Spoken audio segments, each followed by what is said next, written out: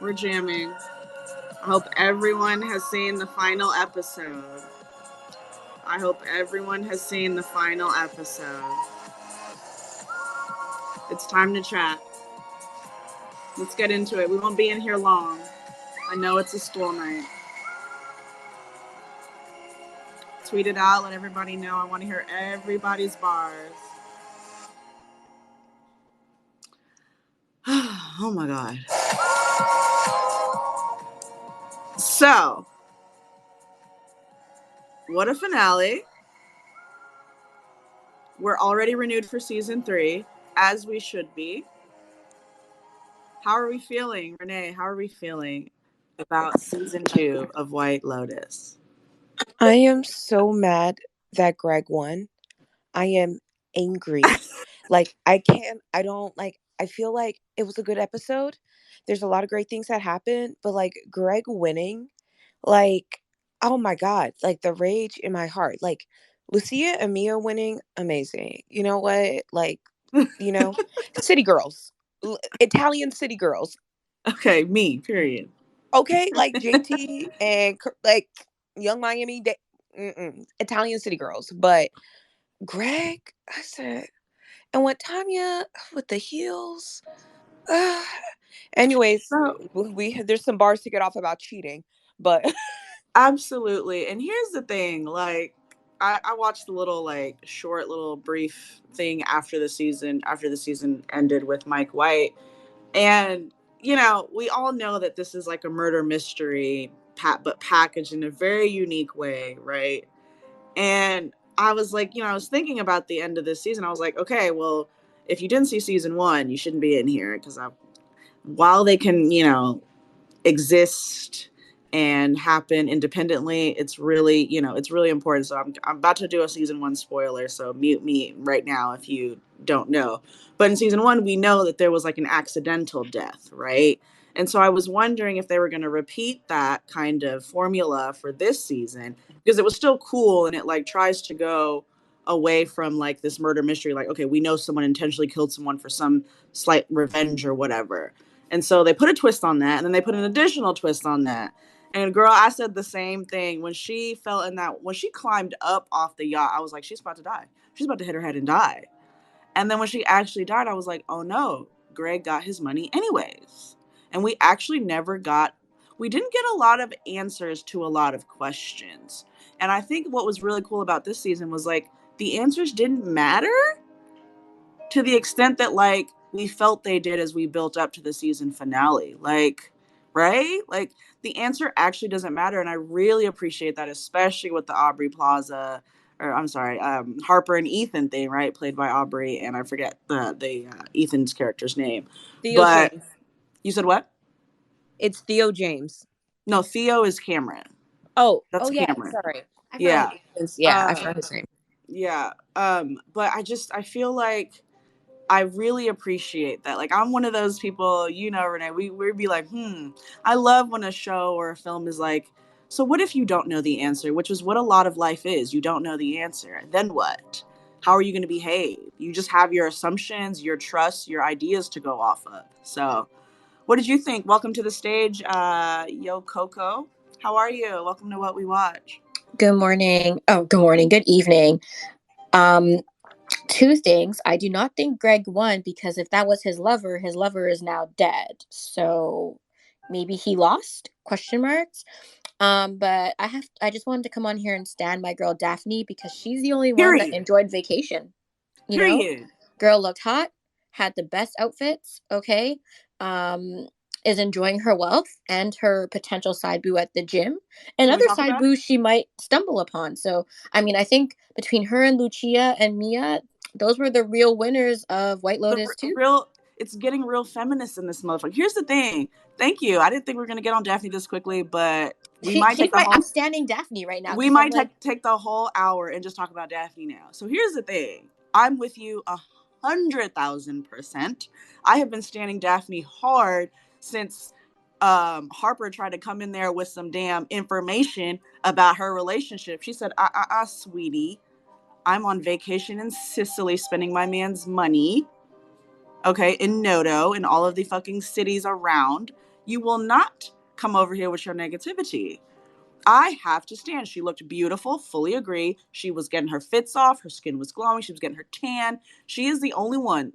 Daphne and the extras in that show were the only ones enjoying the White Lotus. Facts. And my girl low key was like a therapist for some motherfuckers. Because why did Ethan and I mean, I'm sorry, but I'm gonna give it to Daphne. Y'all's relationship survived because of Daphne. I'm gonna just give her the credit. I don't give a fuck because you went whatever happened, and Mike White said this at the end of the episode. Whatever happened between Ethan and Daphne at the end of this episode, now you and your man are fucking again. Congrats, Mm-hmm. And I will congrats. say, And she oh, sorry, go go ahead. ahead. No, I was gonna. she mirrored the same thing. This is the last thing I'll say, and you can go ahead, Mhm. please. She mirrored the same thing that she said to Harper first. When Harper tried her, she was like, "Well, you know, you kind of just have to do things to like make yourself feel better."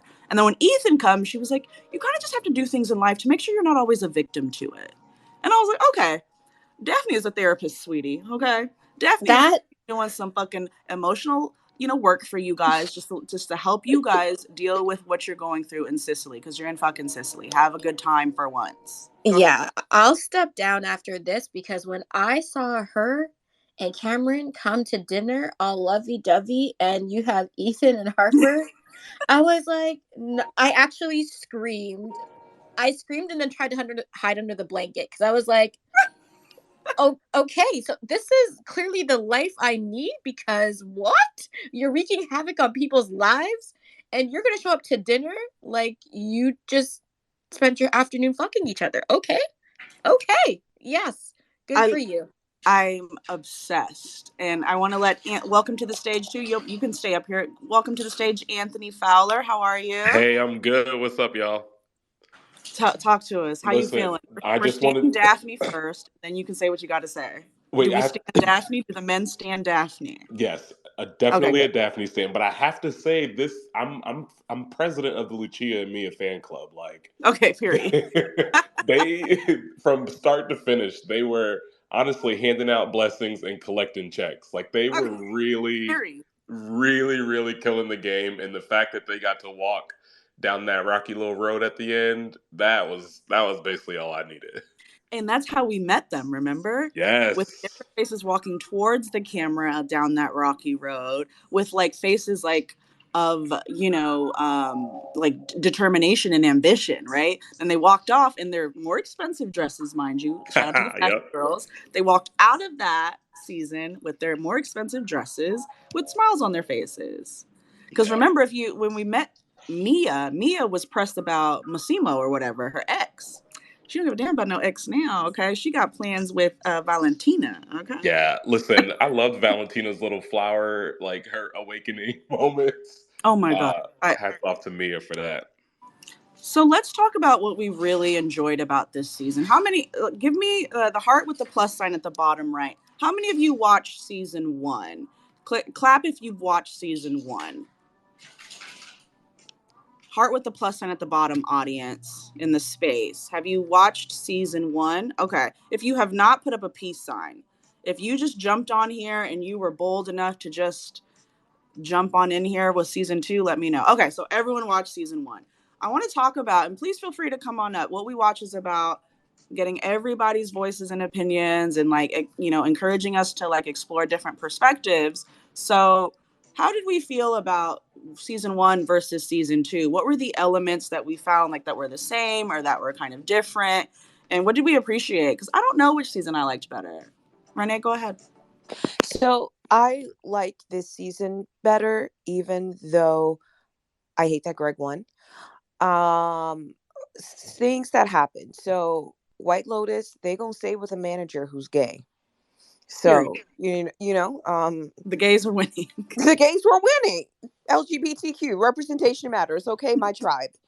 Um, also, I think similarities is like rich people acting a fucking fool. Like I was like when like Ethan and Cameron were fighting, like how we like, because I'm not like wealthy yet. I'd be like, oh, when I'm rich, I'm gonna be too rich to fight. But maybe I wouldn't be. So I don't know. Never be too rich to fight. Because if your friend try to fuck your partner, you might want to fight. It don't matter how Right. much money you make.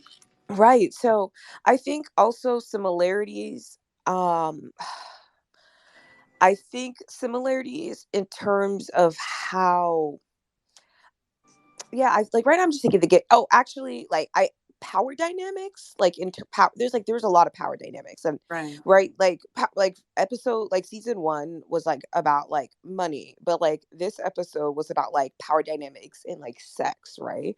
So it was just like interesting because like Lucia, once again, she like I had to pin this tweet. I need to start using my pussy the way that Lucia uses her pussy because she got 50,000 euros. Period. Okay. I I have to stand. Um, For those of you that I don't know, have to stand. about $55,000. That's about Okay, $55,000. Okay. so, but the way that she wielded power over Albie, right? And then like the way that people tend to like talk about sex workers. So I think it was interesting how the power dynamics of sex became a thing. Yes. And so there's like this whole thing about power, and then plus with like combination with money, right? So I feel like episode one was like season one was more so about like money and power, and this one was like money, sex, power. Anthony, what about you? Yeah, so I totally agree with everything that she just said. And kind of on a lower level, I think what was interesting about season one, which a lot of people here might know, is they filmed it like all during the pandemic. So it was like just at the hotel versus this season, we got to see like way more cities, more scenes, more characters. And I think that contributed a lot to all the different power dynamics and stuff that we saw. So season two is it for me by a hair, but that's because of the more kind of cinematic behind the scenes type stuff. Right.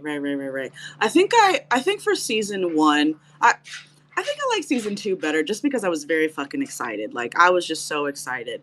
But season two, I agree with both of you guys. Season two put sex, cheating, and the power dynamics, right? Like you were saying, Renee, at the forefront. Money was kind of the like, what does money do for you to get sex, to get access to people to fuck you, to, get out of sex, to get out of like the consequences of having sex with people you're not supposed to, or maybe you shouldn't find out. Like money was like the underlying thing, whereas like for season one it was like, all right, how is money being harmful to the people around you? How is it tearing your family apart? How is it showing the differences between the people that work at the resorts, right? Remember season one highlighted that very much. Like, look at this, the money that you need for this, and the money for the people in the area versus the tourists coming in and just spending money, right? They kept that here, I think, Lucia and Mia, right? But they kept that same theme, but they put it in with the sex workers that were there. And we stand.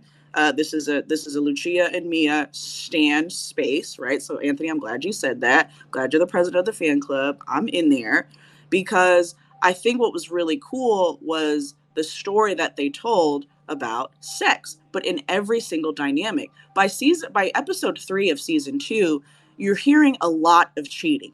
Everybody's cheating. Like that's literally the same. It's like a common theme with all of the visitors there, all of the tourists there. All of the hotel guests have some sort of cheating line. And how do you make sure that that doesn't become trite, repetitive, right? And like predictable. And I really appreciate the way that these characters were written. Everybody had like a unique spin and a unique relationship with the power or lack thereof that you have when you're fucking someone, right? It was very impressive to me. But my overall theme that I got from this season, which was incredibly glaring to me, was be careful what you wish for because you're going to get exactly what you want. And there's going to be some motherfucking consequences with that. And it was super clear with Portia. It was super clear with Tanya. It was super clear with Aubrey. It was super clear with Ethan. It was super clear with everyone. You better be careful with what the fuck you wish for because specifically Portia said she wanted, did she not, want a spontaneous man?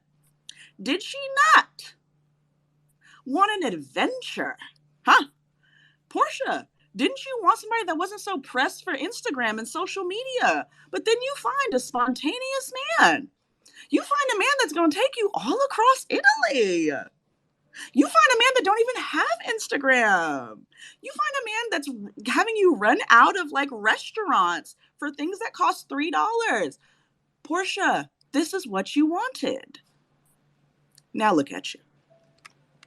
Now look at you. And I really appreciate the show not giving us the answers. I want to know the answers, guys. I want to know what y'all think. Here's my 3-4 questions. Number 1, did Aubrey and Cameron do something? Did Aubrey lie? I'm sorry, I keep calling her Aubrey because she just ate. Did Harper and Cameron do something? That's number 1. Is that really Portia's the boy? Is that really his uncle? Number 2, right? Number 3, were they really gonna kill Tanya? Number 4 is I'll start with those 3. I saw Teach's hand go up, and then you, Renee. Go ahead, Teach. To answer your first question, I loved both seasons, but I would still give the edge to season one because I think the stuff they're doing with privilege and class, like season one's about money, but I think it's more about class and what they're doing with Right. kind of the the black character, the one who works at the hotel, like the stuff that they're trying to comment on, and that feels a little bit more elevated, a little harder to do than the commentary about sex. But I loved both seasons. Obviously, they were going to kill Tanya. The bag literally had a gun, a rope, some tape. What else what else are they going to use those things for? I definitely think Ethan had sex with Daphne, and I definitely think Daphne was like, "Yeah, I know exactly how to make us both feel better. So I'm gonna bring you into my world and show Hi, you girl. something." And that helped him deal with his jealousy, and he went home and basically gave his wife the sex that she's been basically begging for their entire vacation. So I think Daphne solved everybody's problems, and we stand a true bad bitch like Daphne who solved everybody's problems all at once. Period. Okay. Um, what, Therapist, were- a philanthropist. what, Okay. were what was your other question? There was one I missed. So you answered the season 1, season 2, and there was multiple questions about just like what was the third one that I said? Um, does anyone in the room remember any speakers? Uncle. Uncle, yes. Oh, I don't think that was really his uncle. That's. I don't think they were No doing some way. incest thing. That wasn't his uncle at all. That's it. Okay, Renee, go ahead. Okay, so Ethan and Daphne definitely like Ethan and Daphne definitely fucked because like one Ethan like he had like decades of like revenge that he needed to get off on Cameron. Okay. And then like Megan, like I like pinned the tweet, like her acting, Megan Fahey's like acting where like the facade broke temporarily and then she just made her mind, okay, I'm gonna fuck Ethan. No, Like my it was like that acting, like that was like a master class sort of like act. Like she needs to teach a class. she needs an Emmy, The okay? girls need to take notes. Sydney Sweeney ate in season 1, but let me tell y'all today, Megan is at the girls' necks. She is. And I definitely feel like, and the thing is, I definitely feel like Harper and Cameron fucked. I Okay. do feel like they fucked. Okay, so he rated her. Okay. Yeah, and actually, I don't even know if they fucked, but I definitely feel like they fondled each other. Like they may not have had sex, but they definitely like went far enough. And I feel again, this is the reason why I also think that one, she was angry. She was angry at fucking Ethan. Number Mhm. 2, he's also not fucking her because remember when she was like, "Well, you're not fucking me," Yep. so like the fuck. Then number 3, oh yeah, also Ethan definitely fucked Daphne because Daphne looks like the kind of girls he masturbates to on porn. So he had the chance to finally fuck the sort of bitches he be masturbating to on porn. Oh my god. Like this loser finally came up and came into money. He came into money, he started fucking the bitches he's always wanted. My guy. Now he Ethan feels is, like a man. No, Ethan is like objectively cute too. I think he's cute. he's very cute, but he was like emasculated the whole time by like Cam, like a little cuckold. He said, "It's fine. I'm gonna fuck your wife." Now Period. he feel like a man. Now he got his sexuality back, his power back. Go ahead, Ethan. I definitely feel like she fucked. Like she did something sexual. Like maybe they fucked because like the way that her tear, like she knew, like she did something where she went too far. But I think now they're closer. They're more aligned to Daphne and Cameron because honestly, cheating kind of revitalized the relationship. Mm. The mystery, like I know it's interesting, right? Because I think a lot of us, we like to think like, oh, we have to be completely honest and brutally honest with our partner because that is what makes a healthy relationship. And it's like, yeah, it might also be sexless, the fuck, and y'all might hate each other, so maybe you guys need to lie a little bit or hide things. And then oh yeah, definitely not his uncle. Like I was on Reddit because I was like on Reddit looking up these theories. And it like apparently it's just like this thing where like rich white gay men will just like hire young, attractive like men to like be with them on trips so they can fuck them. Fair enough. They have more stamina. Fair enough. Yeah. I Yeah, I think forgot. I think I answered all the questions. Did I? I think so. yes, there were multiple references to the Isola Bella where Daphne and Ethan went. That was like the Isola Bella is like where you just go free and no one knows anything and there's sex. So I'm with you guys. I definitely think that Daphne and Ethan had sex. I think they had sex because I have not seen Ethan do anything, not even touch Harper the whole time. And then he started kissing her on the neck. And I was like, okay, how you jump back into this so easily? What's going on? Because she basically was putting the pussy for you on a platter for 7 days in Sicily, and you was going on runs instead. This is the wrong cardiovascular activity that you should be taking part in, Ethan. But okay, maybe Daphne put you on. Once again, she's the real winner here. Okay, Daphne's the real winner of season 2 of White Lotus, the only one that we're going to stand. Hi, Nicole. How are you? I'm good. How is everyone doing? Wonderful. Wonderful. Yeah, I definitely prefer season 2 over season 1 just because it's like as much as I found like all of the characters equally as interesting in season 1, I just felt like the stakes weren't as high. And secondly, when we're talking about class and like for example like the black spa worker and Jennifer Coolidge's Tanya's character, when I look at the uncle and the hook and the sex worker in this one, especially like being from Britain, there is a huge class divide between them. He looks like a typical boy from Essex, which like in an American translation is like a Jersey boy who is sleeping with someone who's related to the king. So for me, like when I look at that, the gulf is massive. He went to a public school. He probably didn't finish with many GCSEs or like didn't finish high school with a diploma, all of those things. And he's sleeping with a guy who owns homes in like Palermo, like the Right. and especially like when he was in tears on the bed, like about how much he was in trouble. I just look at that and I think to myself, like he's definitely, at least I think in this particular, like when I look at it from this particular perspective, he was definitely like gay for pay. And like secondly, obviously Ethan and Daphne definitely had sex. I think that one's like a no-brainer. I actually don't think that Harper had sex with Cameron though. I think there was intention to, but I don't actually think she has the balls for it. She thinks she's a lot tougher than she actually is. Mm-hmm. So I don't she hasn't got it in her. She wouldn't actually do it. She can't. Maybe now, maybe she's changed, but at that particular point, I think it was a lot more bark than it is bite.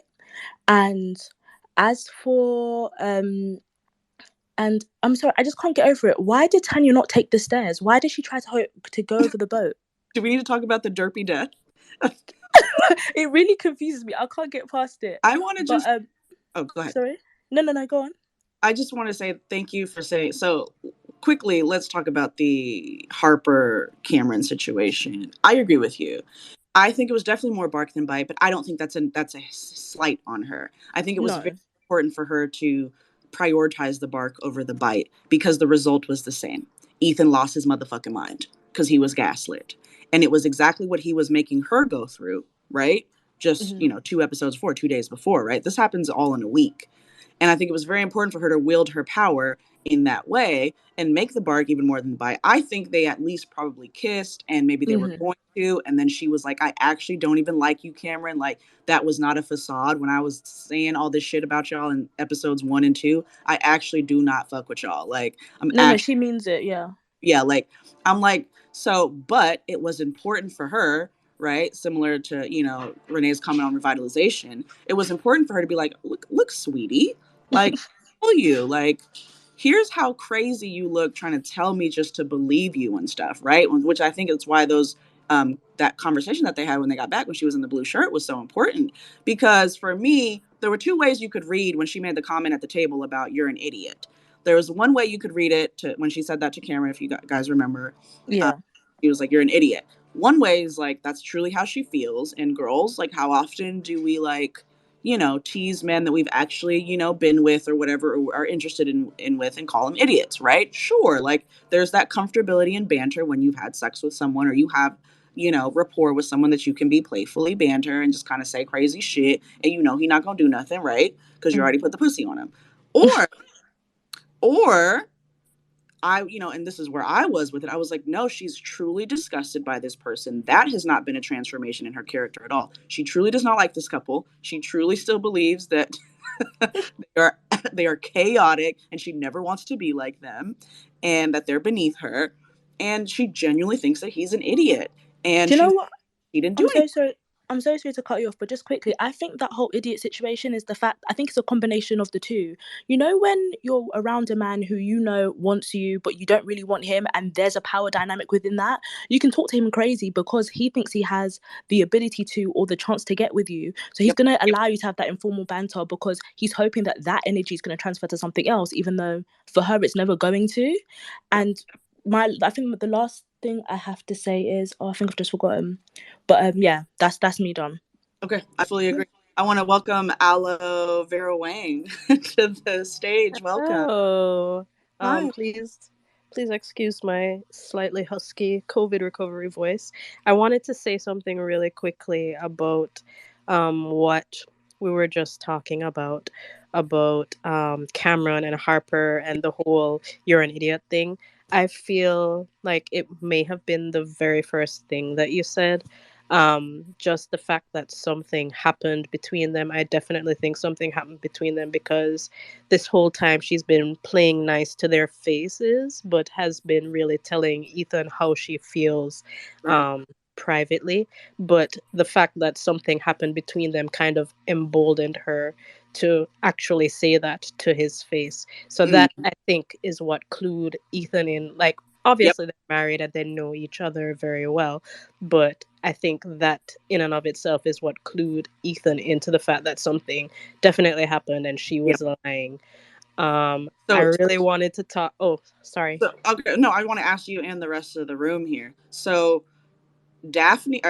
Harper said that all they did was kiss. So you guys do not believe her. She was I still think definitely more than that. heart with a plus sign at the bottom right. Clap if you believe Daphne, and thumbs down if I guess thumbs up if you believe Daphne, and thumbs down if you didn't. I don't know what emojis you guys have. Daphne or Harper? I'm sorry, Harper.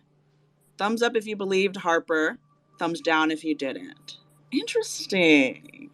Wow. Because if you remember, I want to take y'all back too, right? And we're going to talk about this show from a cinematic perspective too before we get off. We have to do that. And I'm going to let you finish.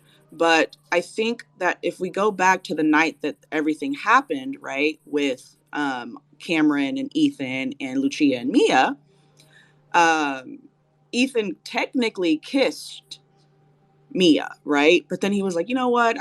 I'm not into this, right? And so it would actually be, for me, like just from a writing perspective, it would actually not surprise me if they were in this like weird kind of, universal parallel in which her and Cameron got in there and they were kissing. And it was like, obviously it was the space to do it.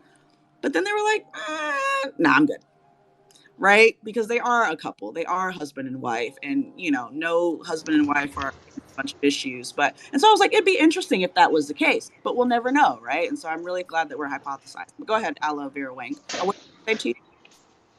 The second thing I wanted to talk about was I am so disappointed in the derpy death that Jennifer Coolidge got. I guess it's not for us to feel satisfied because, what things don't work out the way that you hope or you expect them to. But come on, she kills everybody on the boat with her eyes basically closed, and then she gets to the side of the yacht and she's like, "Oh, I can't do it. I can't do it." I'm like, "Please at least take off your I don't know what Heal. they're, little lucite jelly heels. Please at Right. least take those off. I mean, come on, you come from money. Surely you've been on a boat before." Before she eases herself down the side of the yacht, like she just fumble. And I watch everything with closed captions, and I told my friend as soon as I saw the caption say loud clank, I knew she was done. And I was just like, I can't believe this is how she goes out. I I, mean, good on the writers. They got me really good. I did not yeah. expect. I I, cannot believe that's how she went out. I wanna really celebrate the writers there too. This is a dark comedy, guys. This show is hilarious, okay? and they're going to allow some bullshit to happen because you know what? Honestly, that reflects life in and of itself. Sometimes some bullshit will happen. You're like, oh my God, I could not believe that I made this stupid decision. Thankfully, all of us are here today, so none of our stupid decisions led to our deaths. Glad to be here with you guys. God bless. But sometimes think about the adrenaline in her brain. Think about her just like she just killed 4 people. She already kind of aloof and a little silly, y'all. Like she low key, like it actually from a character perspective, it all checks out. She just killed 4 people, 4 grown ass people that were planning to kill her, and she's like, "Oh shit, what is next?" Uh, life is over. Life is It over. tracks. It definitely Yeah. tracks for her as Okay. a character, but I'm Yeah, still upset about it. yeah, absolutely. I fully understand. Renee, go ahead. Oh yeah, I remember the question you asked, were they going to kill her? Yes. Absolutely. That was the point. Like it sucks that she listened to her instincts so late in the game, but they were definitely going to kill her. No, so I definitely believe that Harper and Cameron fucked because Hmm. it's when you fuck somebody you hate and you're disgusted with yourself and then you hear them speak and it's like, nigga, shut the fuck up. Like that's actually what happened. Now, why am I in it? What's going on? like, Why am I'm like that. She definitely fucked him. She was just why like, are you coming after bro. this? What are we doing here? She was like thinking about like, oh, I fucked him to get revenge. I fucked this loser. Yuck. Like that's literally what happened. Like they fucked. I'm okay with that theory too. Totally okay with that too. Anthony, go ahead. Okay, so I was going to say 2 things, but one was already covered. The Jennifer Coolidge, Tanya falling to her death totally tracks with her character, right? Right. Like, Exactly. it's hardly surprising, unfortunately. But I wanted to actually talk really quick about Cameron and Daphne, the power dynamic thing that came up earlier. It's funny. Do y'all remember the scene where she's like FaceTiming with the kids and he's like in there flossing his teeth and they're like, "Where's Daddy? Where's Daddy?" And he takes like 7 seconds to come out the bathroom, and it's because he knows that those are not his damn kids, right? And it's kind of We like got to answer. We got a quiet answer there too, huh? Okay. exactly right. So it's like nobody's fully on their heels. It feels like right, like everybody's got a little bit of control in some ways, or at least information. I feel that. I was just thinking, and then scary Kittles, you're next. Thank you for waiting, and then Nicole, back to you. But I just to that point, I was thinking while we're all in here, and if you guys want to come on up and chat, follow what we watch at what we watch film TV. Can my co-host just click on that and follow the account and tweet it out what you guys think about the space. But I'm thinking about the show, and it's like the result was still the same. Like sometimes life and your fate are like almost inevitable regardless of the decision that you make, right? And that was the big like reveal or the big, situation for this whole show, right? Who died? And Jennifer, Tanya was going to die. She didn't die how she was going, how we thought she was going to die or how it was planned for her to die, but she died anyways. Greg didn't get the money how he thought he was going to get it, but Greg might get that money anyways, depending on how that investigation goes. We don't know. But and so part of it was just like Lucia and Mia got their $50,000. It was some bullshit on the way, but Lucia and Mia got their $50,000 anyways. Portia got Albie anyways. Like now she went through some shit before that. She's probably gonna be investigated as well. She's gonna have to say some shit to the police. They gonna if they can draw anything back to her, you know. But everyone kind of ended up where they were going to be anyways. There was just a bunch of bumps on the road, which was very cool to me. Like just from a writer's perspective, I was like, that's pretty cool. Like Albie and Portia ended up together.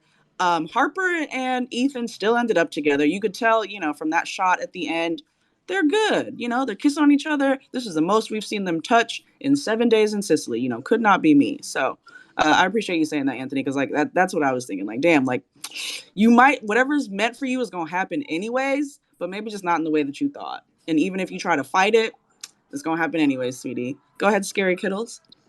Thanks for having me up. This is Yeah, a great space. thank you. Yeah, you're welcome. I was gonna say just to touch on the Harper thing. Yeah. I actually believe what she said is what happened, but Okay. she's lying about how she felt about it. And Uh, that's I kind of feel like they did just kiss. It didn't really get much further than that. But I'm I with think in the moment she did want to fuck him. That's the sense that I get, and so when she's telling him, like when she's recounting the story, and he's like, "You're lying. You're still lying." She's like, "Well, no, I'm not. I'm not lying." You know what I mean? But he can tell that there's something off because she's not going to sit in that moment and be like, "And I did want to fuck him." She was never going to say that to him. Yeah, But I was turned on. but I want to go through with it, right? exactly, like so, and she probably was in that moment, but maybe upon reflection, she's like, no, now I'm disgusted. Why would I ever feel that way? But in the moment, like that's how sexuality, sometimes it takes over, blah blah blah. Like in the moment, so that's the sense that I got from that. Because like when she, I don't know, when she is sort of sitting in the room in that like second part after she's revealed, the kiss and whatever, I did believe that she was telling the truth at that point. I did too, because there was just so many parallels, right? The parallel Mm, Ethan did kind of, I guess, technically cheat, whatever, who cares, right? He kind of did kiss Mia, and he was going to, and they were naked in there and doing whatever, but then he was like, all right, I'm going to go to bed. And you were like sitting there while your friend was fucking two other people, right? But yeah. then there was the other parallel where, remember, Ethan was gaslighting her, saying that he didn't lie to her. And she was like, yes, you did. I Mm-hmm. asked you multiple times, and you True. told me nothing happened. And now you're telling me, well, something kind of happened? And that's exactly what she did to him. There was that Mm-hmm. parallel there. She was like, okay, she, Yeah. asked for 2 days now. Did anything happen? She's like, okay. So something did happen. The hat, what are you talking about? That's what happens when you lie. You forget your lies, right? She forgot Mm-hmm. all about her lie about the hat. Ethan was like, you said you were getting a hat. You see how you didn't remember your lie? That, That's you true. No, 100%. So, but I think just to complete the parallel kind of things, like they both did the exact same amount of shit, which is why you come to the end. It's like, actually, okay, if you kind of kissed somebody, that you wasn't supposed to be kissing and had them in the room while I wasn't there, and then I did the same thing, we can come back together. You know what? We'll figure out our marriage. We'll fly Yep. back to the United States, and you know what? We both guilty as shit. We're even. Like, I think Harper got even. I don't think she did anything worse than what Ethan did. I'm with you. Yeah, but then like maybe he fucked Daphne, so Oh, that's also true. That's also yeah. So You're well, right. yeah. Maybe she did. But Maybe she did fuck Cameron. I don't know. but We'll yeah, never. and then I was just sort of curious what you guys thought about Michael Imperioli. Like I felt like that was the one part of the show where I was like, I could have used some other element to his like. I was noticing that he just was doing like a lot of phone acting, like a lot of just him in the room, kind of looking at his cell phone, Let, and I was just a little bit like I could have used a little. I don't know. I don't know what they would have I'm, done. I mean, I I'm, love the show, but I'm with you because that was. And let me let Nicole speak first, and then we'll get to my oh favorite yeah, guy of all yeah. time, Albie, and how we're just gonna stand him for the rest of the time. I love Albie so much. That is my baby.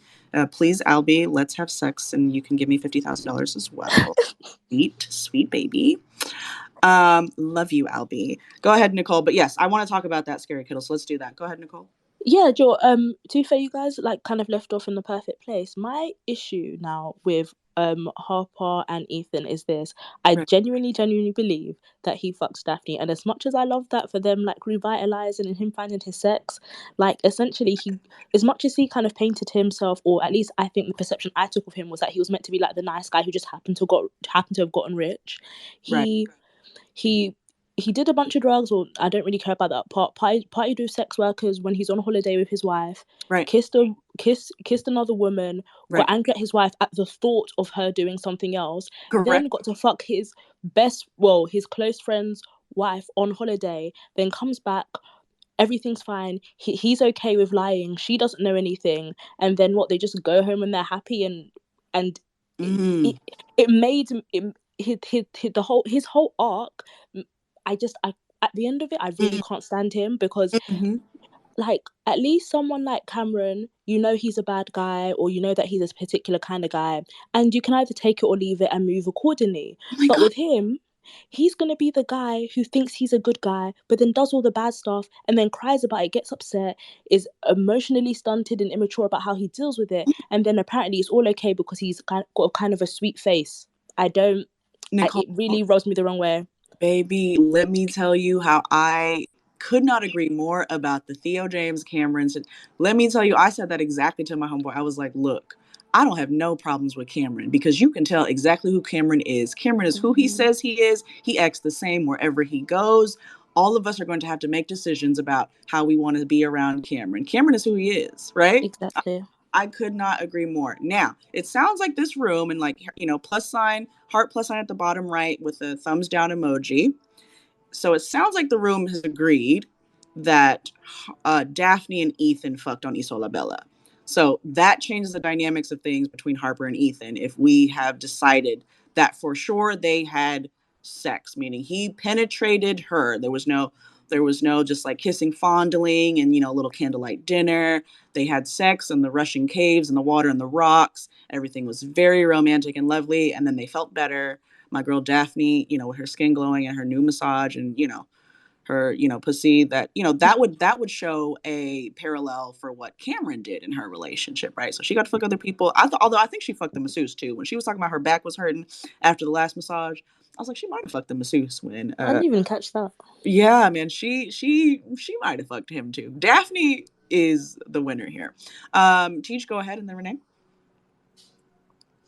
Teach. To go to the point of the whole dynamic between Cameron and Harper, I think the irony of it is that Cameron, even though Harper has a lot of contempt for the Daphne and Cameron relationship, now her and Ethan are kind of in a similar position as that couple was. So they ended up kind of being in a similar place. And Daphne kind of showed him, like, hey, like there are things going to happen in your relationship and you deal with them in your own way. And if you are able to take care of yourself emotionally, doing whatever you have to do to take care of yourself Correct. emotionally, once you come back to the middle with your partner, y'all can be happy and you could have that spark. And it seems like Ethan has taken that lesson from Daphne, and I guess indirectly, Harper has taken that lesson from Daphne, and now they're in a similar space where maybe they're both doing their shit on the side, and maybe they both kind of know about it, but kind of don't know about it. But when they come together, say what you will about Cameron and Daphne, but they were able to, when they were Period. together, really look like they were in a good space. Maybe it was all a front, Correct. but even when they were in their private moments in the room where they were all over each other, it seems like they were just like really enjoyed their vacation, despite all the bullshit that happens when you date someone like Cameron, who's an asshole. So Right. I think the Harper and Ethan relationship kind of ends up in a similar place, and I think that's kind of the good irony, and I think it's just great writing to have them end Great up there. writing.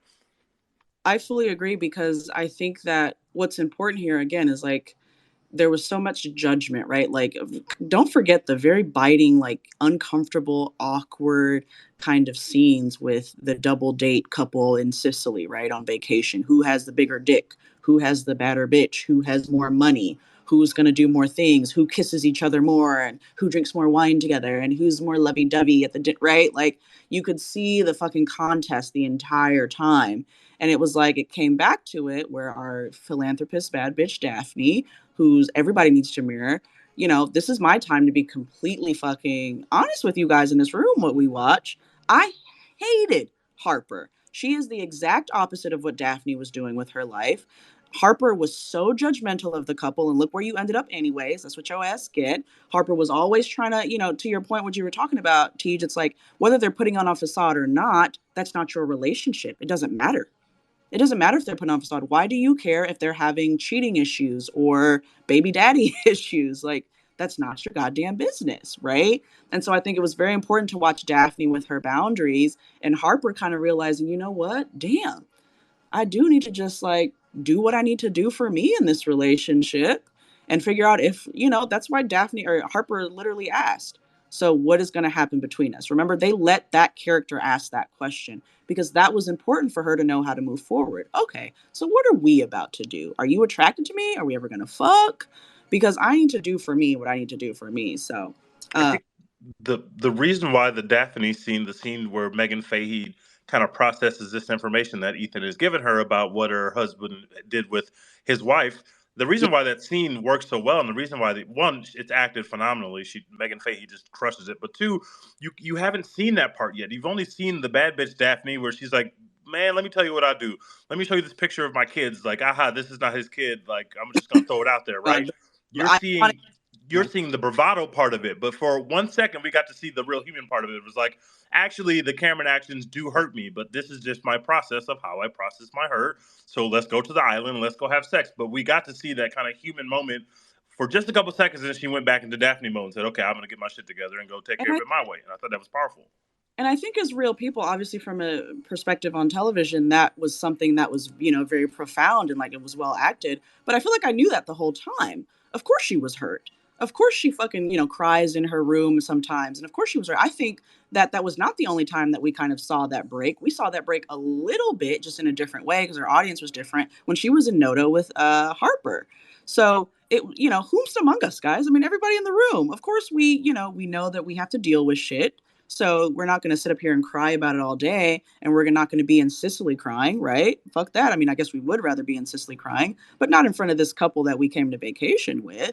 It was obvious that Daphne was hurt. I mean, shit, her man is, doing all this stuff. He just fucked some, some sex workers while she went to Noto, but like the Noto thing was also a manipulative thing. And, so I think it was important to watch that, but I think throughout this whole season, it's obvious we've all been there as real people. These things hurt us, and the way we handle it is our own, right? The way we grieve is our own. The way we process our boundaries are our own. The way we want to make sure that our relationships stick together. It's on me and our partners. So Renee, go ahead.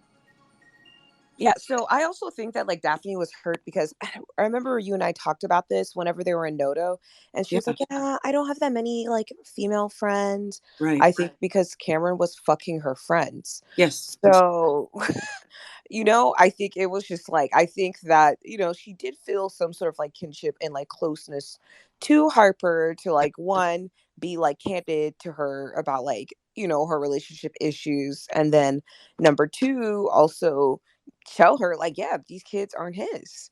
So, Okay. Period. Okay. Iconic, like I think, guys. yeah, so I think she was just like, okay, like I think she was like, okay, I gotta get revenge on Harper, I gotta get revenge on my man, and we're gonna move forward and we're gonna drink some delicious prosecco. You um take notes. Girls in the room, take notes. Okay. Period. so I think that was very interesting about that dynamic. Hold on, I made like little notes. Yeah. Ethan, okay, remember when I like talked to you about like Ethan, when I was like, nah, he's a piece of shit, because he was like incel adjacent, and I like peeped that. Like that's like part of why unfortunately like Cameron was like able to sort of like bully him, right? For like all that time, like growing up like in college. So when he was like gaslighting Harper, like that incensed me so much. And he does think he's like a nice guy. He thinks he's like a Mr. Nice Guy. Right. So he definitely, I think that it's funny because I remember it was like a lot of parallels, like in Noto, where Daphne's like, "Oh no, like I think Ethan's gonna be good. He's not gonna get corrupted." Blah blah blah. Daphne, the one corrupted him. Like, But at least he went and fucked his wife. Good Lord. right, but Good like, Lord.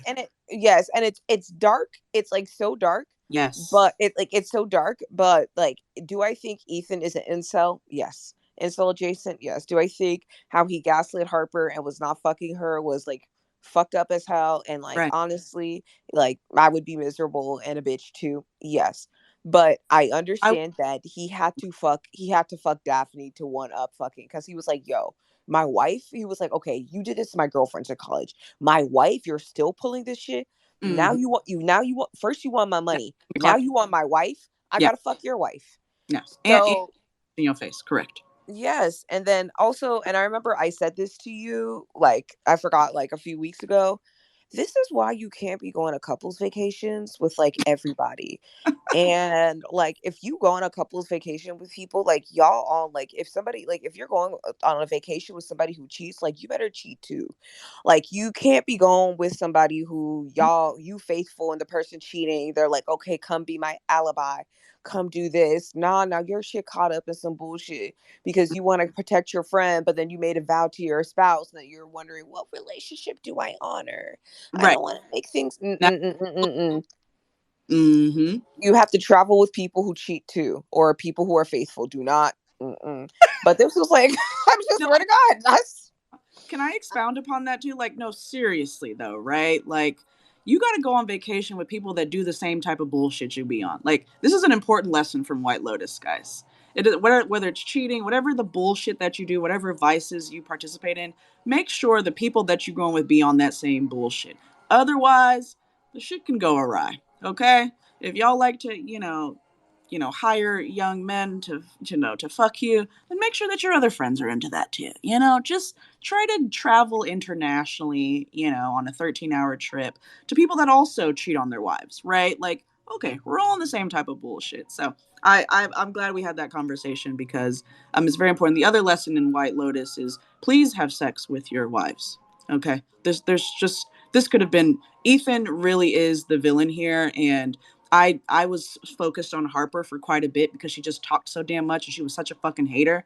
Like, ooh, I hated Harper in the first 3 episodes. She was a big hater. Do you see how they do that? Did you see how they were just doing that? Did you see how they were just, oh my God, like clearly they're just so fake. They're so fake. Girl, your man not even fucking you. Okay? You need to worry about your relationship quickly because it's deteriorating. So I hated Harper, but Ethan is the real villain here, guys. Ethan was the villain because all you had to do was choose the cardiovascular activity that involved having sex with your wife. That's it. That's all you had to do. Cameron and Daphne would have had a nice situation, and you and Harper may or may not have progressed in your relationship or not, but at least she wouldn't have been acting the way that she did on this damn vacation. So can we talk about my Italian family, the DeGrassos? As a DeGrasso myself, as Miss Picciarino DeGrasso myself, welcome to What We Watch. I'm Italian. My DeGrasso family. Okay. DeGrasso. Okay. Um, can we stand Albie for a moment, guys? Speakers, how do y'all feel about Albie? Because Albie got called a mark. Okay, first of all, this is a show created by Mike White. It's on HBO in 2022, and they called my guy Albie a mark. I screamed at that. Okay, and the way that they didn't even care to wrap this up in like a delicate bow, they didn't even care. Lucia clicked her little Gucci heel mules, which I have also loved those freaking shoes, so cute. Clicked her little heels, gone about her business with her 50 racks. Okay, with her friend Mia. And the way that they wrapped that one up was just him turning around to Portia saying, "Yeah, she played me." I said, this is a comedy. Here you are with Portia, crazy ass. Portia is stupid, you guys. Portia is stupid. Portia is stupid. Albie deserves someone like me, not Portia. Portia is a dumbass girl. Sorry, she's very stupid. That is the stupidest character I have seen in a very long time. She's very dumb. God bless her. And from the beginning, she seemed like this person that was just so self-aware and, oh, I need to be like this and that. No, you're dumb. You're dumb. Tanya is not the dumb one out of y'all two. Portia, you had multiple opportunities to get out of this kidnapping or whatever the hell was about to happen to you, and you got into the car with a man. You got into the car with that man. You were in public in a country far away from your home, and you got into that car with the man and thought he was going to take you to Taormina. That's what you thought was going to happen. No meow. But you know what? Sometimes, again, your fate is your fate regardless. Whether she was stupid or not, maybe if she ends up in Taormina, now she kind of becomes a suspect. Because, girl, what were you doing? What do you know? You were on this yacht. You came back to them with them too. What's going on here? So ultimately, I guess being stupid, some of us have, skated on by with unscathed with our stupid decisions, So, but she's a very stupid woman. Renee, go ahead. Yeah. So Albie is a mark. I love him. He's so sweet. I Albie is so love sweet. him. Adam DeMarco, if you hear this, Beautiful. I will tweet you my Instagram. Um, no, so he is a mark. And Grandpa called it. He was like, "These women don't need to be saved. Women can be as wicked as men too." Correct. And it was just like it was like so sad because it was like you could see like Lucia. She was like, "I did like him, but I'm getting about to pull my fucking money," and she just kept it moving. And it what was like interesting though, it made me think a little bit about Omni Man. Um, when he was like letting Mark get his ass beat, and he was like, "All right, well, you finna get your ass beat. I know you're not gonna die because you're invincible, but you need to get your ass beat and learn a lesson." And when Albie was like talking to Dominic and like that, he was like, "This is 50,000. It's nothing to you. It's nothing to you." Very And important yeah, conversation. and you know what? Dominic was just like Dominic. I think in his mind, he was like, "You know what? It really is nothing to me. Number two, my son is fucking her anyway because my dumbass brought this bitch here. Three, I'm not gonna tell my son that I fucked because it's gonna ruin our relationship and break his heart. Four, this is just gonna be easier for him to get his heart breaking this way. Five, I do be doing dumb shit, so this is my karmic debt." And Yep. it was like it was a very small price to pay for his son to Correct. learn a hard lesson. So, what was like interesting, right? Because like I know Albie still wants to be like a sweet boy, but like when that like beautiful woman came by and those like three generations of DeMarcos like Yes. all like looked to her, it was like, is this how Albie's villain origin story starts? Is this how a fuck nigga is born? I want Albie in season 3. Yes, fuck niggas are born because they was hurt in 8th grade by a woman. Okay, but he did get scammed out of 50,000. Well, I No, guess he didn't well, get no, scammed. His daddy did. yeah, his But dad. he dad did. But he like But here's the really thing. liked her. But here's the thing. It was much worse than that. He got scammed by a woman that had fucked his father, right? Yes, And correct. and I want to celebrate Lucia. I don't know the actresses. I think it's Sabrina Tabao or something. She did a fantastic job. She did a fantastic job in that role as Lucia.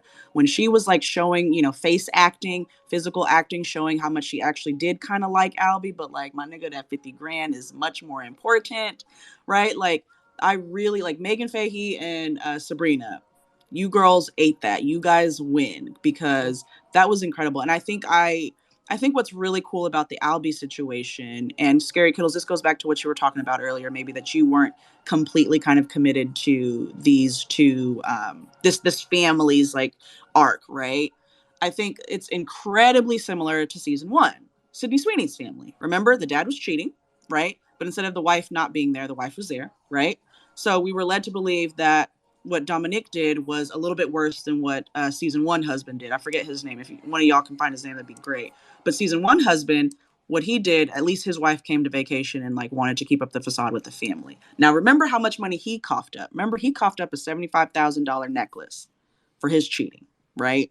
So there's that parallel, right? How much money did Dominic indirectly pay as his karmic payment, which wasn't really to get his wife back. It was really because he was fucking a woman that is about to now hurt your boy's feeling, right? Just like you said, Renee, you brought this woman into the DeGrasso family's life, right?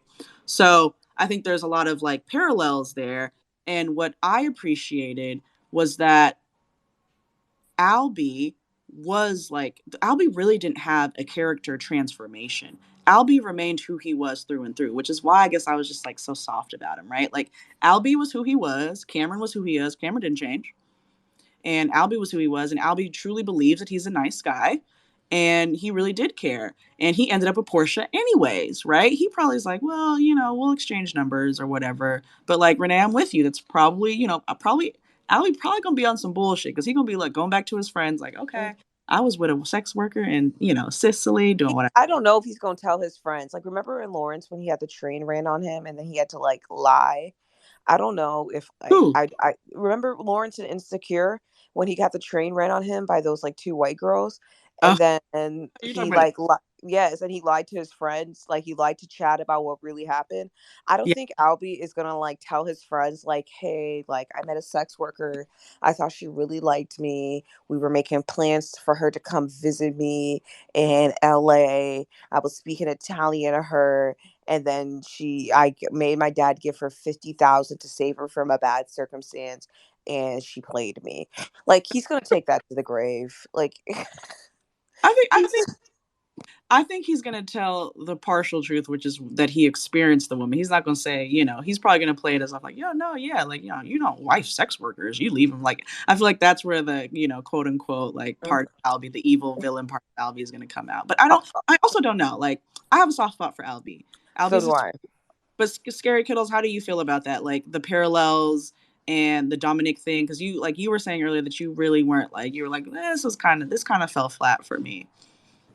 Yeah, no, I mean, I just thought like it would have been interesting to see the um the approach that like all the different generations of men had towards women in like just a little bit more nuanced of a way. Like I think the show was a little I had wished that they had given Albie a little bit more of an edge to see a little Mm, bit of the darker side of that like um I don't know, not feigned humility, but like the sort of like moral high ground that he took.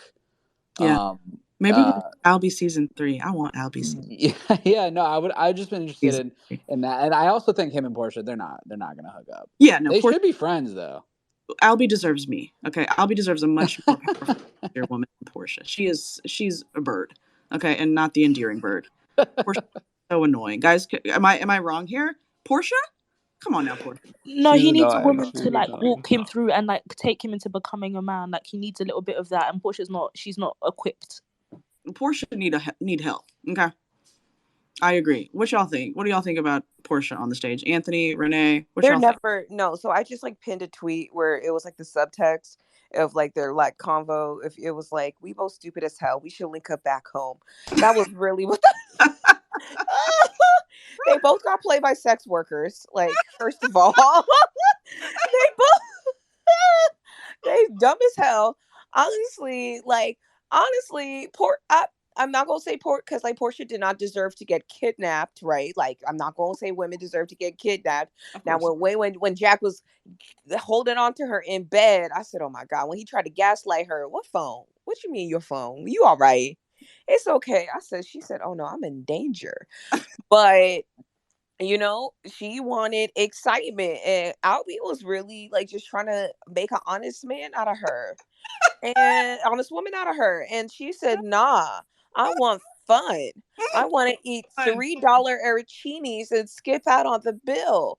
And then, now her boss dead, and she almost lost her life. And where Luckily, you Jack. and Yeah, who's luckily Jack. you waiting for now? Albie. Listen, Girl, hi Albie, where will you you been? save me? Albie still Man, want to save a hoe. He do need to. not take those Porsches back, man. I'm trying to warn you now. Let those Porsches be. Be careful. Okay. We're You know I what's will. probably gonna with Portia's gonna get a chunk of that estate, and she's gonna be in White Lotus 3. Watch. Oh, hopefully No, they have like a cheating scandal too, Lord. Because if you come up into the pulpit, let us know. Have you had a Porsche in your life? This is your time. Be careful with the Porsches. But I agree with you. The reason why Portia had me stressed out is because she had 5 times to get away from Jack. I'm not victim blaming, obviously. Uh, Portia, when he was crying in the bed, I could tell in your face she was acting too. I could tell in your face you were uncomfortable. These are the times where you say, hey, you know what, I'm gonna call Tanya, I'm gonna check in, I'm gonna say, hey, I'm uncomfortable, because remember, Tanya had already been like, hey, slow down with this guy, right? By that time, Tanya has already warned her. And Tanya is not particularly the most how can I put it, observant and good judge of character, right? Because that's how she ended up where she was, dead in the boat in the ocean next to the yacht. But if your boss that's a little bit cuckoo says, "Hey, girl, slow down," that's number one. Then he like breaks down and talks about he's in a hole and you have no idea the darkness and you need to appreciate life. And if you can't appreciate life right now, then I don't know what you're going through. Then you wake up and your phone is gone. Why didn't you have that man ask to call your phone? Where's your phone? Have that man say, "Hey, I have to check in at work. I need to make sure my boss is okay. We need to go back to Taormino. Call my phone." She didn't do that. Then she goes out and she's in public. Do you know if you wail and scream with a man in public that you might get away from this man? He's at least going to get detained for a little bit. You let them know where you need to go. Like, goodness gracious. Get away from him in public there. Then you get in the car with him and then you're shocked. You have no idea where Taormino is. You don't know. This man could put anything in the GPS. You don't know. You don't speak the language. You don't know. You've never lived. You've never been there. You've been there for 2 days. You have no idea. Portia, why are you getting in the car with this man? He just basically admitted that he has sex with his uncle. And, you were just like, okay, well, you've lied to me about everything on this trip, but I'm going to trust you to take me home. That's silly. That was silly. Go ahead, Teach. Okay. I know that y'all are attracted to Albie, but I think y'all have too positive of a read on the character. And I think that the I, Albie character has some major flaws that I, came out throughout the season. The most important being, so obviously he is being the woke kid and he's checking his grandpa and his dad about certain things, especially as it relates to how they interact with women. right. Okay, cool. Everything's fine. When his love of his life that he thinks he's going to build a relationship with is literally kidnapped, or not really kidnapped because we all know it was a farce, but he doesn't. So he wants to help save this woman's life, and he's willing, in fact, to ask his dad for $50,000 or $55,000, whatever 50,000 euros is in American money, to help this woman and to get her out of this life. However, when he was faced very directly with a situation where she was literally in physical danger, he did nothing. And in fact, the dad and the grandpa, or the dad at least, wanted to like step in a little bit and help. And he was like, "No, we don't want to make a scene." And so to me, I read it as his willingness and his privilege to help financially, but not help when she was faced with a very real danger, soured me on the character 100%. Like the fact that you're willing to give her some money on the back end means nothing, because I thought that she might have been, like, if the situation was real, she could have been harmed or even killed before he ever saw her again. And so it didn't, it made sense to me that he got scammed in this way, and he deserved it. And I didn't feel bad for him at all. And I felt like Lucia really came up, because you can't Agreed. sign up to live life with a man who will see you being kidnapped by another man who already told you is after me for some money, and you let him put his hands on me, and you just gonna let me go with him? That doesn't make any sense. So I thought Albie got what was coming to him, and Agreed. fuck Albie, fuck that I guy. think he's just a bit of a I pussy. I don't even think it was about privilege. I think he's just a bit of a scaredy cat. I Actually, I disagree. kind of see the privilege point. He was like his dad, the one he told his dad, you can't just use your money to buy away X, Y, and Z and blah blah blah. And remember when the grandpa was like, yo, Albie's learning this shit from you. And the dad was like, well, I learned all this terrible shit from you. I, No, Albie actually did learn money solves problems. This is called how generational patriarchy, misogyny goes spread down. as Albie's fiance, I would like to say that yes, he Oh, brother. should have done more to protect Lucia. I agree. I agree. Um, I disagree with fuck Albie, because I think, whomst among us has not been in a dangerous situation and maybe kind of clammed up, didn't really know what to do. Eventually, we kind of solved it, though. I agree with you. I think he absolutely deserved. I don't know if you were here in the beginning of the space, but we are team Lucia and Mia, sweetie. He absolutely, that 50,000 was nothing. That important. That conversation he had with his father was very important. That 50,000 was nothing to them. That was everything to Lucia and Mia. They split that 55 racks or 50 racks and went on about their business. Good for them. Now, here's what happens when you understand that there might be an abusive situation, which is probably why Albie, being the third in line in the generation, I think what happened there, which was fine. It was written just fine for me. Albie did look like a bitch. However, my bail for Albie in that moment is that sometimes when you are around people that are abusive and you are in a country that you don't know what these motherfuckers are capable of, and you might not want to escalate the situation because you might end up in some bullshit yourself. Now, from if it was my man, obviously, like you better do something, or for somebody that I like, you better do something. So I'm with you, Teach. But abusers and motherfucking crazy motherfuckers in Italy, you never know. You might want to be able to be like, okay, like if my own father and grandfather won't have my back here, I might be able to escalate this situation on myself, and I'm going to be the only one asked out here. The only one. These motherfuckers finna shoot me, my dad, my grandfather, and they're gonna take Lucia anyways. So But just Dad was about that life. I watched The Sopranos. He was about that life. He was ready. Albie was like, no, no, no, let's not. no, Albie was the last one to say, so I'm gonna go watch this again. Albie was the last one to say, he was like, no, we gotta save her. What's going on? We gotta save her. We gotta figure out what's going on here. And Grandpa was like, no, no, no. Now, here's the thing. Can I just tell y'all the truth? Bert is my favorite character. Bert is my type of chaos. If you know me, I'm Bert, okay? I love me some Bert DeGrasso, okay? Because he is who Harper wishes she was, which is, maybe presenting things in an honest way, saying what, the elephant in the room, saying what nobody else will say at the dinner table, but in a way that's like, okay, I'm not going to like expose you and cause a fight, but we're going to call a spade, okay? And Bert was like, not you looking at Albie fucking crazy. The reason why he acts like that is because of you. And then obviously Dominic came back and was like, the reason why I like that is because of you. He's like, all right, like I heard you. And he was like, surely this cheating is not too bad. And he was like, Dad, everybody knew you were cheating. Bert was a horny old man, but like, we're sex positive here. There's nothing wrong with being horny. I don't think he actually ever touched any woman, which I think was okay. If you're horny, you're horny. Oh, fucking well.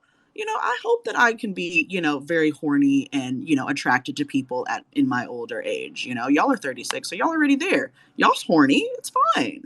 So I loved Bert. Bert I had the time of every time Bert was on screen, I was like, what is he finna expose now? But in a gentle way, because he's real, because when Dominique was about to, fume and his head was gonna explode when he saw Albie with Lucia, Bert was like, my guy, you're going to give yourself away. Keep it cool. We know she sucked your dick. And now she's sucking your son's dick. Relax. You can't like lose character here. So, anyways, one thing about me, I love a chaotic character. This is a Bert Stan account. First it's Daphne, then I love me some Albie just because I would take care of Albie. That's my sweetie. And Albie would defend and protect me. So, Sam, welcome to the stage. I'm so glad you joined. Hey, I know we're talking about the DeGrassos, but before, like, when we were talking about Portia, Yeah. I feel like Portia, Albie, and Harper, they're probably like my top three, like, or those are the characters that make me cringe the most this season. Facts. I think Portia probably made me cringe the most, or the absolute most. Albie being in the middle, or Harper like last, but Agreed. Portia, like, I'm trying to, or I don't know.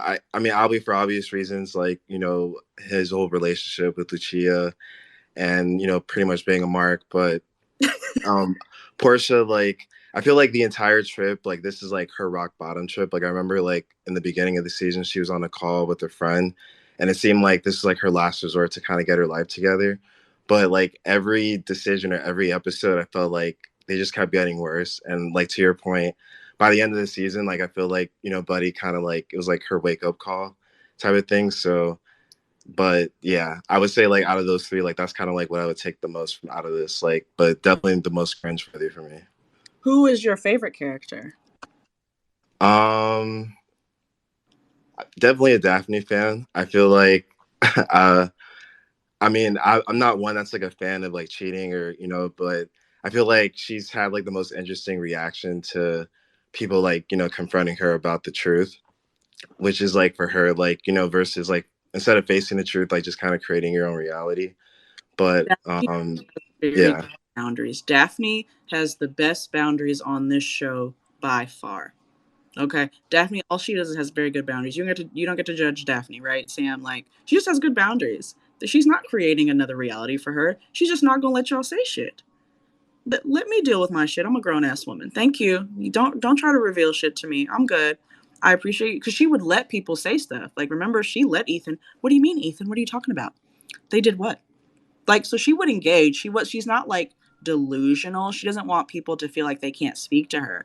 But as soon as they feel like they're gonna present something, she just sets that quick boundary, like, well, here's how I'm going to deal with this. Okay. I don't know how you thought I was going to react. I think you probably thought I was going to react in the same way that you are, right?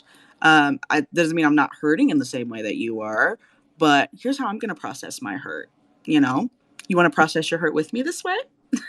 Because remember, she told Harper, you need to get you a trainer. Remember, she said that? Like, you need to get you a trainer. And, she told Ethan, go to Isola Bella with me. And we know what happened there. So let's close this out with some of our favorite cinematic moments in the season, and then our favorite bar. And I appreciate you guys. Please go to whatwewatch.net. All of our spaces, our beautiful spaces, the community is up on the website, and I've shared it up top. Become a member. If Twitter dies tomorrow, if Instagram dies, we still have a community. You can still find places to chat with us and hear all the discussions for all the great TV shows and films that we watch. Let's start with Sam. Give me some of your favorite cinematic moments, because I think White Lotus has a lot of symbolism in it and a lot of great scenes where, like, I'm just going to steal one for you, so hopefully you weren't going to say this. There was a moment where it cut from the water pouring and crashing in the waves, and then it was like wine pouring into the cup at the vineyard. I thought that was beautiful. It was just the way things kind of flowed, and it was like take you, because right, we're sitting with numerous people that are not necessarily connected on vacation, right? So how do you take me from Portia and her crazy, Palermo opera situation to Albie and his sex workers, right? How do you tell me from Albie and his sex workers to Cameron and Ethan having a dick size contest, right? So go ahead and tell me some of your cinematic moments and your favorite bar. I don't have a favorite bar, like nothing that I've written down, but I think for me, my favorite moments are definitely in between Ethan and Harper, at least at the end with the whole cheating thing. Mm-hmm. Or at least when Ethan's confronting Harper, like the whole pause that Harper has, like, where she's like trying to either, think like, what's her next lie gonna be, or do I tell him the truth type of thing. Like, I don't know, it's kind of triggering because it takes me back to like moments from the past. But yeah, I think it was like the most like cutting moments for me out of the whole season. I love that. I love the camera work here. So Tej, what do you think? Thank you, Sam. I think, first of all, no one's mentioned this, but the music in this show for the second season in a row is just perfect. It is such a main character of the show, and it really sets the tone of all these scenes. And they have all the kind of campy ones, the romantic ones. They have all these ones that kind of escalate the tension. I just love the music on the show. My favorite bar, I can't think that far back into the season, but I will take one from this episode Yeah. where Tanya tells Portia he was kind of fucking his uncle. I just thought that was so funny, and the writing in the show is just so great. But like when you're left with that kind of stunned silence that Portia has before she starts to talk, it's just like a very well written comedic moment when she says that. I really like that. Jennifer Coolidge's cast, like, let's talk about the cast. The cast was She's phenomenal. phenomenal. I started talking about Megan, and then I'm just like, oh, also Portia ate, and also Lucia ate, and it's Sabrina. And honestly, Jennifer Coolidge has always been my girl. I was so excited to know that she was going to be in the second season. So I really appreciate you bringing up a Tanya Barr because she is perfect. Jennifer Coolidge will play a rich, aloof woman like none other. It's really Jennifer Coolidge and Reese Witherspoon, which you know what movie they were in, where they were just like, But Jennifer Coolidge and Reese Witherspoon will play a rich woman very well. And Jennifer Coolidge will play that comedic role, that dramatic kind of, always, what is it, outwrought, like kind of person, very aloof, very privileged, like not particularly malicious and stupid. She's not stupid, but just very disconnected, tons of blind spots, talking fucking crazy, but getting away with it because she has $500 million, right? Like, she was just perfect for that role. So all of her bars were funny when she was just like, I was always a doll. And so I just let people play with me. Like, that was low-key, like, that was a bar. Like, of course she's a lunatic because Portia was like, what are you talking about? You just rambling. But that was a bar. My mom raised me as a doll, and so I let people play with me. That's bars. And she was like, sometimes, and she, in my opinion, the two thesis statements of this show were, one, the tweet where it's like, what do we need men for? Shout out to my girl. And the other one was what Jennifer Coolidge said. Tanya said, she was like, a lot of times we'll get on these journeys and we'll do things because, we feel a certain way. And then we'll get into some really cool, crazy, wild places, but we're still lost. We'll reach a destination. We'll get somewhere, but we're still fucking lost. And I was like, nah, you spitting. That's exactly what'll happen. That's exactly what's going to happen. So, Nicole, you next? Yeah, to be fair, my bar was about the getting lost part. However, Yeah. as for my favorite cinematic scene, I can't remember all of them, but for this episode, it definitely had to be the head. That was meant to be, because I remember the first episode they said the head was about something to do with when you come to sleep with my wife, and like I think if you bring that head at the door, you're going to kill somebody, whatever the case is. So when they started having sex and it broke, I've been thinking, finally, because they've been staring at that head for ages. I've been wondering what are they going to do with it. So that was very satisfying for me. Good. I love that scene too. Yes, yes, yes, yes, yes. Renee? So when Jennifer Coolidge was like, "Who do I look like?" and she was like, "Peppa Pig," which when I say I screamed, I fucking screamed. Like I had to like pause for 3 seconds because I couldn't believe she said that, and then the yell that came out my like my body, and apparently that scene was like improvised. I also liked the Harper like Monica Vidi like that juxtaposition from like that Italian movie at like when she was like leaning against the wall in Noto. L'Aventura, yes. L'Aventura. Yes. Yes. And which once again, I think it goes through like Harper's own like sexual journey, which is why I know she fucked Cameron, because she was just like, wait a minute, people see me as desirable because she was not getting fucked in her marriage, so she had to get fucked elsewhere. But yeah, I think those scenes were just really great. I agree. From a cinematic perspective, for me, I love the reversal of the water in this last scene. Did y'all notice the beach was like, it was like receding into the ocean, and it was like reverse? I was like, oh, some shit's about to pop off now. I appreciated that. I mentioned the water transformation to the vineyard. There was a really beautiful shot of the volcano, while either Lucia was fucking him or it was Harper and Ethan. I couldn't remember, one of them. I love just those kind of moments where, because we're never going to forget, the White Lotus is a resort for extremely rich people. You are supposed to come there to get away from your problems. And the show reminds you that vacation may just really reveal all of your issues and bring them to the forefront, to the surface where you have to face them. Are you going to cry in Sicily, or are you going to cry in your little apartment in LA? Either one. We going to just figure right. And so I think it was just so good. Like, we see the yacht, we see Monica Vitti, we see Jennifer Coolidge's character looking around at the villa in Palermo, and then she's like, "Is Greg cheating on me?" Right? Like, those moments don't leave her. Right? Portia is on her adventure, and we cut to her just like having these awkward moments with what is that boy's name? I can't remember that boy's name. Whatever his name is. So Jack. Jack, thank you. Jack. I have a soft spot for Jack, because he, like, what is it, pay for gay? Thank you for helping me learn that, Nicole. So he's clearly a victim, and that was very obvious. He's a victim, so I'm not going to hold anything against that guy. He is a victim. But he also, like, could have made some better decisions. But again, what did he say? He said, "You've never been in a dark hole like this, so I'm not going to talk about a dark hole and what I would do or not do in a dark hole because I haven't been there." But my favorite bars were from Quentin. I'm sorry, it's not enough for my guy Quentin. He was spitting for every moment he was with Tanya. Okay, Sicily can be very seductive. Are you willing to die? Right? I haven't seen his dick. He said crestfallen. I'm gonna start talking just like that. When somebody gets something that I want, and I'm envious, I'm gonna say, she said crestfallen. Okay. He had bars the entire time. At the end, he was like, when Jennifer Coolidge was like, "Oh, the gays are trying to kill me. The gays, they're going to murder me." I was screaming. She said the gays so many times, and she was just so flustered. But Quentin was spitting a ton of bars. When he was like, "Oh, he's Italian. They're always just extremely wrought over things, like just very dramatic." Like, Quentin was spitting the entire show. So those were my favorite bars from Quentin. Anybody else have any last words to say? I'm talking about like Quentin does to Tanya. Any Do, last I words? I do want to you say know these gays? Do you know these gays? that was funny. I want to shout out to the costume, like the person who did like the wardrobe, because I feel like they gave like Portia looked like a Gen Zer who doesn't know how to fucking dress. It was amazing. Like it was really fucking accurate. Oh yeah, when rest in peace Tanya, when she was like, "Do you have any cute clothes? Are you sure you have any cute clothes?" They shade the fuck out of Gen Zs. Mike White got beef with Gen Z. I'll tell you that right now. Mm. Mike White got beef with me and my people. Okay, we be dressed. Okay.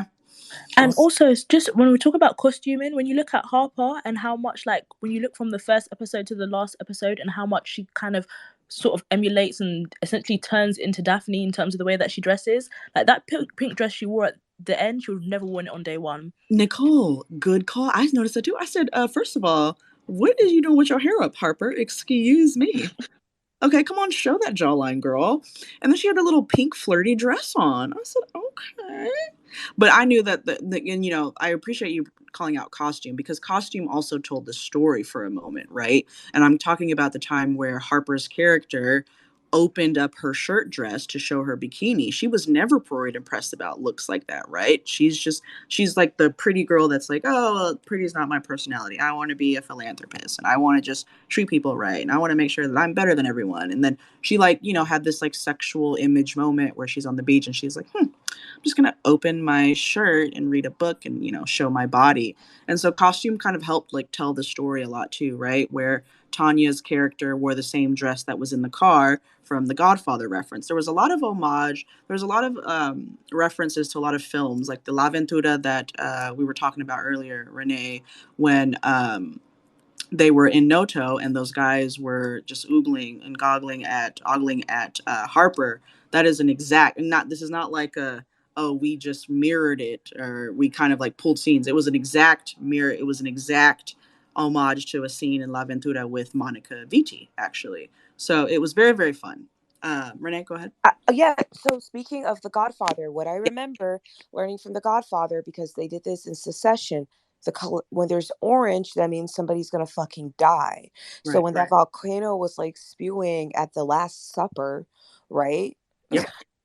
Like, and whenever she was like in the water, there was like orange, like this like weird orange ring. Like I think like not only on costuming did they did well, but it was just like this sort of like love story to like very popular, well filmed, well shot, like Exactly. movies that are iconic. Like when you think of like Italy, you're like, okay, let me think of this. Right. Exactly. The Italian kind of scene. They really like encapsulated all of that and, the references from, because there's tons of films that are based in Sicily, right? Or based in, Catania or Palermo or other places like that. And I think it's very cool too. My favorite scene, and it might be recency bias, but Tanya really got to shine. Jennifer Coolidge really got to shine when she I know how they probably shot that, she was probably like sitting, that was like a dolly shot, I think, and they were just watching her and she's like crying and laughing simultaneously while she's shooting people. But what was really cool, this was a unique thing, I don't think I've ever seen this, right? Because a lot of times we're watching the character that's holding the gun, but then we pan directly to the people that they shot right after, right? This one was like, no, we just hear gunshots going, like boom. We saw Nicolo, who is not the finest man in Palermo. I had beef with that. That is like my biggest gripe with this show. Quentin said that was the sexiest man in Palermo, the sexiest heterosexual man in Palermo. Absolutely not. Albie was finer than him. What are we doing here? Okay. Maybe it's because Albie wasn't in Palermo, but if Albie went to Palermo, Nicolo, you're out of here. Okay. Hey, Adam DeMarco. Anyways, I just really think that was a really cool shot. That it's like, this very chaotic where we kind of pan back to Nicolo because we don't give a fuck about Nicolo because he was gonna kill her anyways. But then she's just getting shots, and you can't help but ask the question while she's getting these shots off: did she hit anybody? And if she hit anybody, did she kill anybody? Right? And so we sit with that moment for like 2 to 3 minutes, and the camera's just rolling and we're just seeing her hyperventilating and kind of screaming and crying and laughing and just hysterical. It's like, okay, let us know, like, did she save herself? And then it cuts to, okay, and then we get to sit with Quentin, who was like kind of like the leader of all this, even though he actually was never going to get his hands dirty. He was the most, he was the mastermind of all of this, and he's just blood is spewing out of his, mouth. And I'm like, that was really, really cool. That's good television right there. Matt, welcome to Okay, the thank you. God, you all made such incredible points that I never would have thought of in like a million years. That's There's why we're here.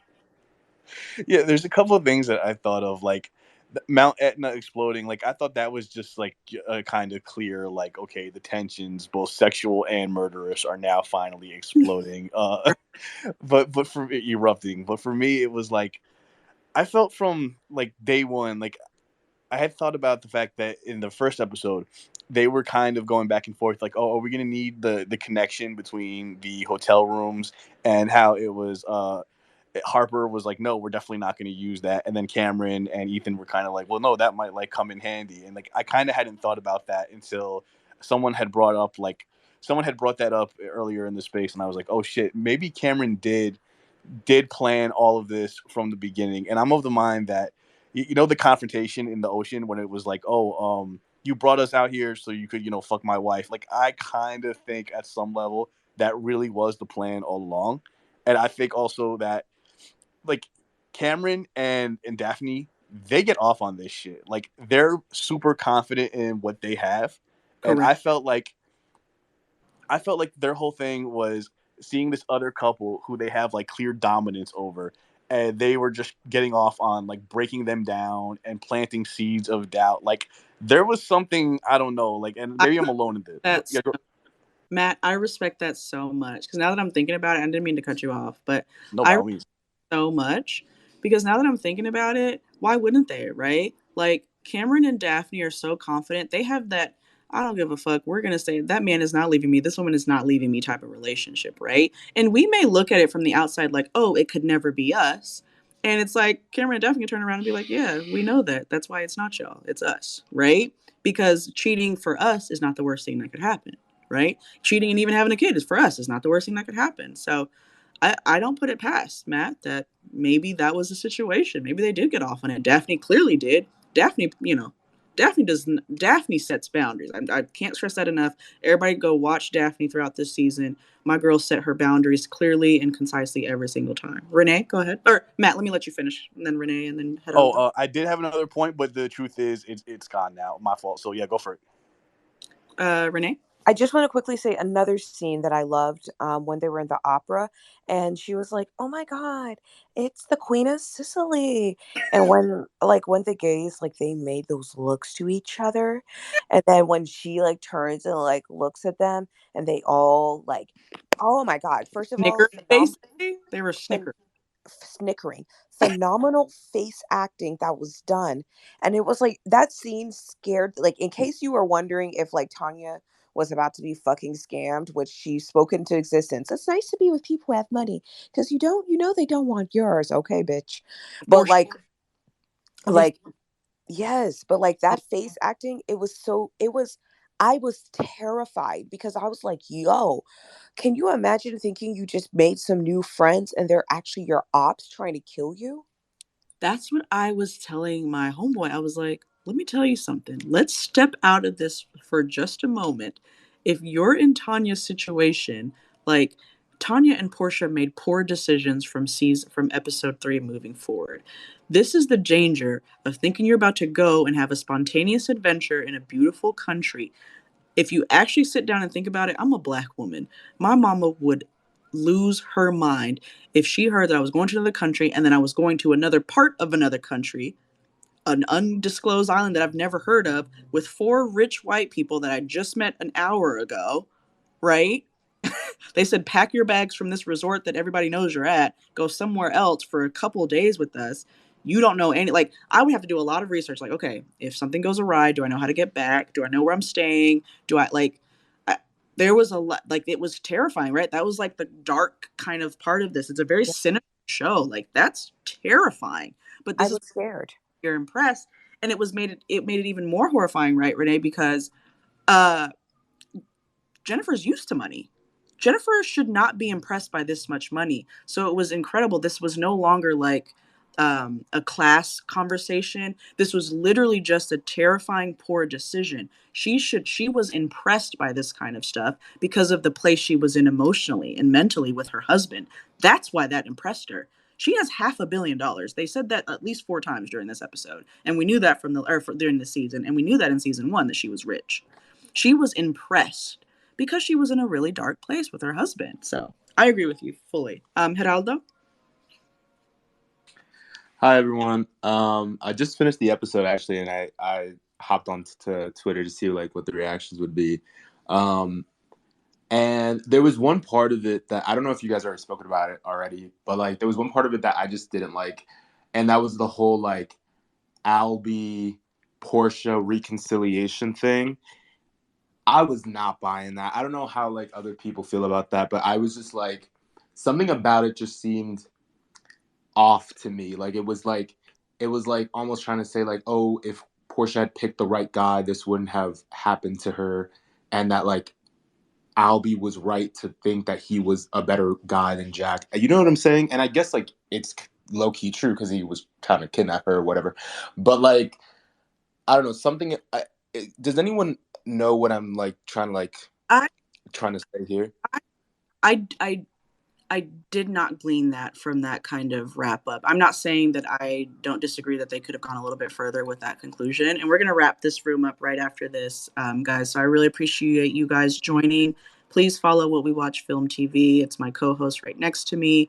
Please subscribe at whatwewatch.net and community.whatwewatch.net for our newsletters and things. And if you want to write as a subscriber, as a spotlight subscriber in our newsletter to nearly 1,000 followers about this show or any show that we've spoken about, please feel free. We want to highlight the writers and artists that make this community. But Geraldo, I wanted to say, and I think Renee, you had something to say too, but I don't think that that was one of those moments where we're supposed to glean from that Portia deserved what she had and Albie's better than that. What I gleaned from that was that they both ended up back with each other because they were in some dumbass shit. Right? Like that's Yeah. all that scene made me feel was that okay, this is what happens when you try to step out of your lane, right? It's like that league kind of lane conversation, which I don't completely adhere to in my life, but from a character perspective in a television show, right? Like Albie, you was Mm-hmm. fucking and shooting your league. Portia, you was fucking out of your league, sweetie. Like y'all thought y'all had the wherewithal, number one, to kind of handle these relationships with these sex workers, and you don't, right? So now here y'all are back together, stupid as hell. Not saying that either of you deserve that, but shit, that's happens. You both made it out alive. Yeah, is Lucia, maybe Lucia played you, and Jack definitely played Portia, but you know what, go back to what you thought was, going to be sweet in the beginning, but y'all wanted to go and do your own thing. Albie really didn't, though. Albie really did like Portia. So I'm kind of more like, not saying that Portia deserved it, obviously not. But, they were both kind of birds. They were both birds, Yeah, Geraldo. yeah, I agree with that. Yeah. Yeah, I don't think it was an irresponsible, statement that he was better or whatever, or that Portia deserved anything. I don't think that. Anybody else want to add to that? Yeah, like I thought it was, but once again, I love the parallel that like both of them ended up with sex workers. With like one, at least like Albie knew he ended up with a sex worker, but still got scammed. Portia had no idea he was a sex worker, that Jack was a sex worker, and I think she would have been completely turned off if she would have known that. But I don't like what I got from it was just like these people, they went off and did their own thing, and then they came back and they're like, yeah, we look silly as hell. Let's just exchange numbers to try and like restart. Like I think it was I think like they were trying to like emotionally feel like they salvaged like a terrible fucking trip where, Portia was kidnapped and like this man literally told her, don't go back to the hotel because you will die. These people are powerful. These people are dangerous. You need to sleep in this fucking airport and leave. And then Jack Loki kind of looked out for her at the end, right? oh, Like, like I actually like I had a feeling that he was gonna kidnap her, but he was never going to like hurt her because I was like, no, he actually likes her. He like fucks with the kid. you do fuck with the kid, because I don't. I don't like Portia. But thank you guys so much. Geraldo, thank you for joining. If you have any other, opinions, guys, the conversation does not end because we're closing the space. Please tweet out and hashtag what we watch, and everybody in the space, look up the hashtag and we can continue the conversation. Tell us what you liked and did not like about the space. If you didn't like anything, that's not my fault. That's Renee's fault. There's nothing to do with me. If you loved it, that has everything to do with me. We're all having a great time. Thank you guys so much. Again, whatwewatch.net, follow What We Watch Film TV. And those of you that are newsletter subscribers and are able to join us for our private film festival in LA, I'm really excited to see you guys. Get your tickets and make sure you can pop out and, enjoy some short films and meet some people in the industry that are doing a lot of the work that creates what we enjoy. This is What We Watch. Thank you.